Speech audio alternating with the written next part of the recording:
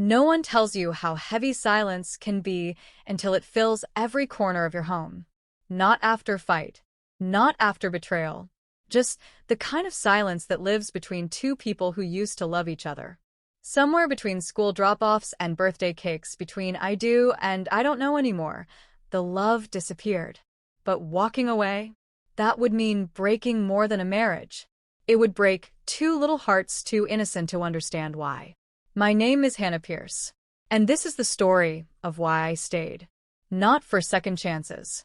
Not for me, but for the kids. If this story moves you, please subscribe, turn on notifications, and share it with someone who needs to hear they're not alone. Your support helps me share more real, raw, and powerful stories just like this one. From the outside, we looked like a postcard family. A well-kept house in suburban Ohio. Two smiling kids with gap-toothed grins.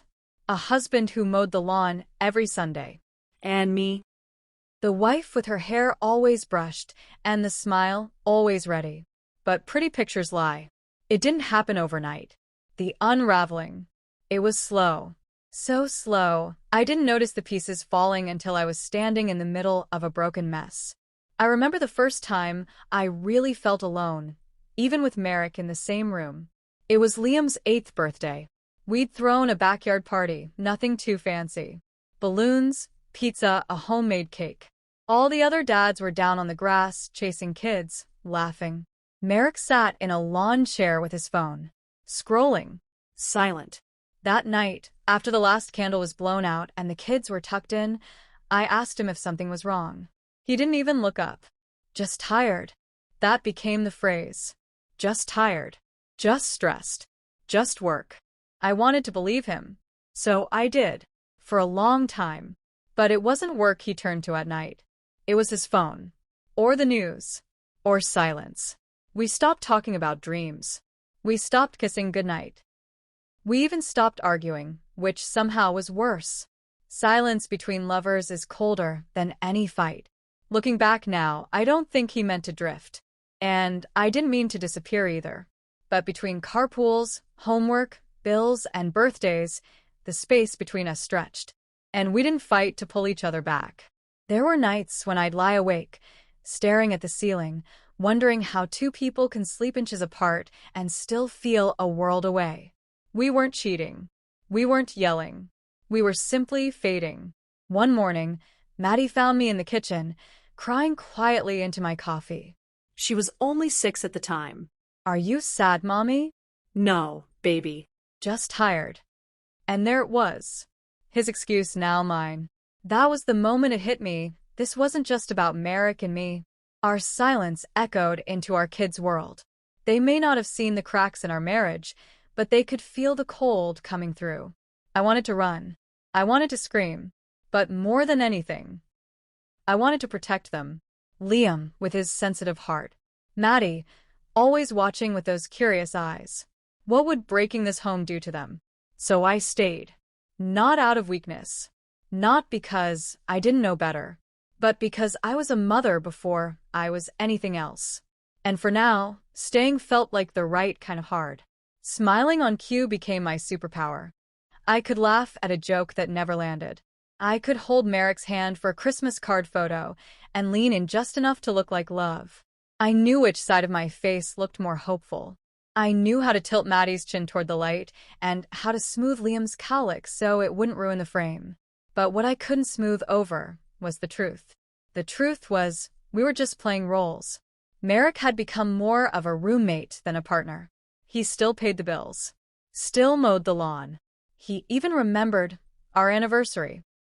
Though it was always just a dinner, maybe flowers, and polite conversation like two coworkers pretending to celebrate something they'd read in a manual. There were no more inside jokes. No whispered talks in the dark. No fingers brushing my hair away from my face with the tenderness that once used to make me melt. We became very good at keeping up appearances. For family, for neighbors, for friends, and especially for the kids. But pretending takes work. And pretending for the camera? That's a whole different kind of acting. I remember one Thanksgiving, Merrick's parents visited. We set the table perfectly. I wore a soft green sweater, And Merrick even carved the turkey like a scene out of a movie. Maddie colored place cards. Liam said grace. His mom kept smiling at me with eyes that knew, like she could see the space between us, but was too polite, or too afraid, to say it out loud. After dessert, while Merrick was outside with his dad, she leaned in quietly and said, "You look tired, Anna." There it was again. That word. I nodded. Just a lot going on. She gave a small, knowing smile. Marriage is a long road. I wanted to ask her if the road was supposed to feel so lonely, but I didn't. I just excused myself and went upstairs, staring at my reflection in the bathroom mirror. I barely recognized her, the woman staring back. Not long after, I started journaling. I needed a place to speak without pretending. In those pages, I wrote everything I couldn't say aloud. I miss feeling wanted. I miss being seen. I miss the version of us that used to laugh until we cried. I miss myself. Sometimes I'd go back and read entries from years before, during our dating days, our honeymoon phase, when Merrick would surprise me with milkshakes after work or kiss my forehead just because. That man felt like a character in someone else's love story. But Liam and Maddie? They were still real. Still laughing in the hallway. Still dancing in pajamas on Saturday mornings. Still believing in a world where their parents loved each other. And so I performed.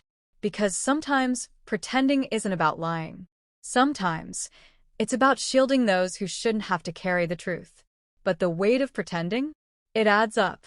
One night, while tucking Maddie into bed, she looked at me with those wide, questioning eyes. "Mommy, why don't you and Daddy hug anymore?" I froze. I could lie. I could deflect. I could laugh it off. Instead, I tucked the blanket higher under her chin and whispered, "We're just a little busy right now." She nodded, satisfied with the answer of a 6-year-old. But I wasn't. That night, I cried in the laundry room. I didn't even notice Merrick pass by until he cleared his throat. "You okay?" he asked, distant but polite. I wiped my face. "Just tired." He nodded, then left.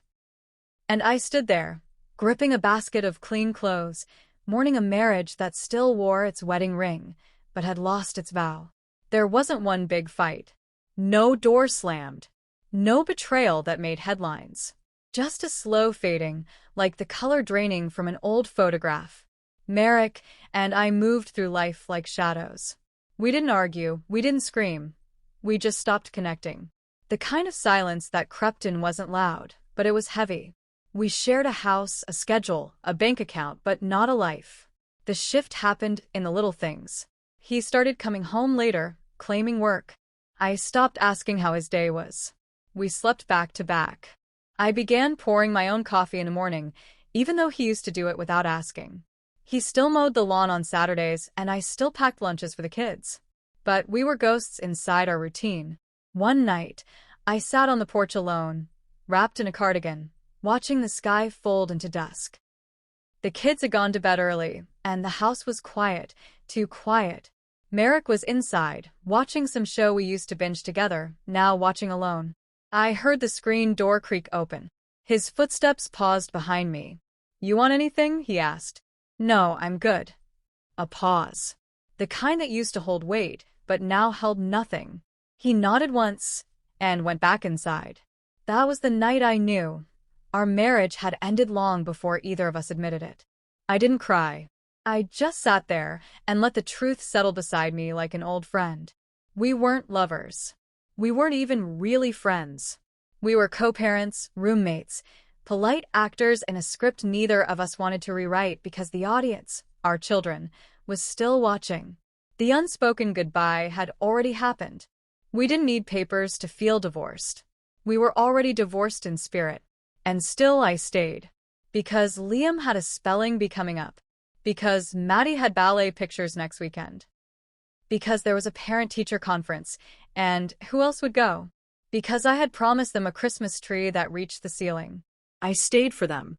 And every time I passed Merrick in the hallway, or heard him laugh at something on his phone I wasn't part of, I reminded myself, you chose this. You stayed. For the kids. But choosing didn't mean it didn't hurt. Some nights, I found myself lying awake, staring at the ceiling, wondering, is this what love turns into? A polite distance? A shared silence? Or did we simply stop trying? It was supposed to be just another Tuesday. The kind where you pack lunches half asleep and forget where you left your keys. But something about that morning felt off. Merrick had been staying out later than usual, sometimes well past midnight. Always a new excuse. Meetings, deadlines, a client dinner. I wanted to believe him. Truly I did. But my gut had started whispering things my heart didn't want to hear. That morning, as I gathered Maddie's backpack and helped Liam tie his shoes, Merrick came downstairs freshly showered, in a pressed shirt and his cologne a little too strong. He kissed the top of my head, quick and robotic, and said he'd be out late again. "What's the meeting about?"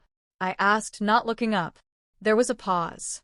A short one, but long enough. "New client from Chicago," he said. "It's complicated." He grabbed his laptop bag and left without another word. And just like that, I knew. It wasn't the words. It was the way he said them. The quiet tension in his jaw. The distant eyes. The scent of guilt on his skin stronger than his cologne. That night, after I tucked the kids in, I poured myself a glass of wine and sat in front of my laptop. I never snooped before, but something had shifted in me. Maybe it was years of loneliness catching up. Maybe it was that tired little voice in my chest that finally refused to be silenced. I logged into our shared phone account. Looked through the call history. One number. Repeated. Daily. Late at night. Early in the morning. The name was saved. L. Yoga. I didn't do yoga. Neither did he. My stomach turned. I copied the number and pasted it into a search bar. A Facebook profile popped up. She was beautiful. Young. The kind of woman who wore oversized sweaters and had an effortless laugh. One of her recent posts was a picture. A cozy little coffee shop. 2 mugs. One hand in the frame. Merrick's watch on the wrist. My hands trembled. The next day, I didn't say anything. I watched him kiss the kids goodbye. I watched him lie without blinking. And I smiled through it. That's what wives do sometimes. We smile through betrayal. Through the quiet shattering of the life we built. I didn't confront him. Not yet. I wasn't ready to burn the house down while my children still lived in it. But something cracked in me that day. And once something cracks, it keeps spreading. I started seeing everything differently. The way he never looked me in the eye anymore. The way his phone never left his pocket. The way his heart had packed its bags long before his body did. I didn't cry. Not right away. I did the dishes. I folded the laundry. I helped Maddie with her reading and reminded Liam to feed the dog. But at night, I curled into myself, and the tears came quietly. Because even though I had suspected it, knowing for sure felt like being erased. I wasn't his wife anymore. I was just the woman raising his children. It didn't happen all at once. There was no screaming match.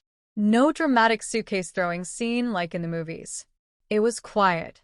Still. Like the way leaves fall when no one's watching. Merrick came home late again that Thursday. The kids were already asleep. I was sitting at the kitchen table with a cup of chamomile tea and a folder in front of me, filled with printed messages, call logs, screenshots. Evidence if I ever needed to defend my pain. He stepped inside, loosened his tie, and paused when he saw me sitting there. "We need to talk," I said, without looking up. He hesitated, then slowly sat across from me. I pushed the folder toward him. I know. There it was. The moment the lie stopped breathing. He didn't deny it. He didn't apologize. Just leaned back in the chair and exhaled like someone who had been holding his breath for years. "How long?" I asked, though part of me already knew. "A few months," he said, voice low. It didn't mean to happen. But it did happen. Over and over. In places I used to dream we'd go together. With a woman who didn't carry the weight of his children or the stretch marks from those years. I didn't yell. I didn't break. I looked at him and saw a stranger wearing my husband's face. "I stayed for the kids," I whispered, more to myself than to him. "But I don't know if I'm doing them any favors." He didn't answer. We talked logistics after that. Cold. Measured.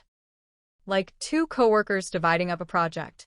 We agreed not to tell the children yet. Not until we figured out the next steps. But deep down, I knew I had already left him in my heart. That night, I lay between Maddie and Liam, their warm little bodies curled against mine. They didn't know their world was changing. I kissed their foreheads and cried silently, promising them they'd always be loved. The next morning, I made breakfast like usual. Braided Maddie's hair. Laughed at Liam's cereal mustache. But something in me was different. Not broken free. I had carried the weight of our marriage alone for so long, I forgot what it felt like to breathe without guilt. Weeks passed. I started therapy. I found a lawyer. I leaned on the few friends who stayed when the truth came out. Merrick moved into a small apartment across town. He sees the kids every other weekend. We don't speak much, except when we have to. Some days are still hard. But I don't wake up with a pit in my stomach anymore. I don't wait for the sound of a key turning in the door, wondering who he kissed before me. I stayed for the kids. And maybe that was brave. But I left for me. Because sometimes the most loving thing you can do for your children is show them what it looks like to stop surviving and start living.